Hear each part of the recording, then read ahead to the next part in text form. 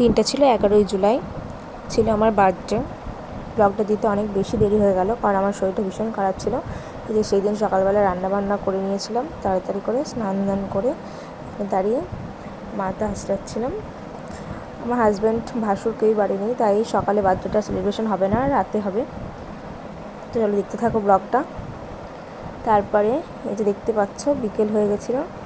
বিকেলবেলায় চিকেন আনা হয়েছিল। এই যে এইদিকে চিকেনগুলোকে ম্যারিনেট করা হচ্ছে, এগুলো দিয়ে পকোড়া বানানো হবে। এবং এইদিকে বিরিয়ানির চাল কিন্তু ভেজানো হয়ে গেছে অলরেডি।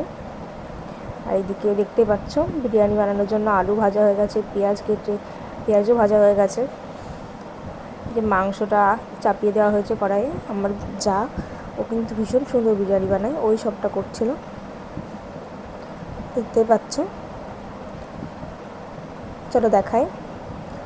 আমার যাই দুই ছেলে এই যে এখানে খেলা করছিল, তখনও কিন্তু আমার হাজব্যান্ড ভাসুর কেউই বাড়ি আসেনি, ওরা আসবে। তারপরে দেখো পকোড়া কিন্তু রেডি হয়ে গেছিলো এখানে। পকোড়াগুলো কিন্তু খেতে দারুণ টেস্ট লাগে, দেখতে পাচ্ছ।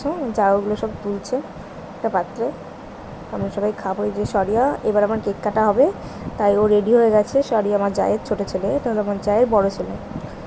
দেখো ওইদিকে বিরিয়ানিও কিন্তু রেডি হয়ে গেছে, এই যে ঝরঝরি বিরিয়ানি। আর যা কিন্তু দারুণ বিরিয়ানি বানায়। আর এইদিকে দেখো সব কিছু সাজানো হয়ে গেছে, এই যে কেক আনা হয়ে গেছে, আর সব কিছু কিন্তু সাজানো হয়ে গেছে। আজকের ব্লগটা এইটুকুই, দেখা হবে নেক্সট ব্লগে। সব ভালো থেকো, সুস্থ থেকো।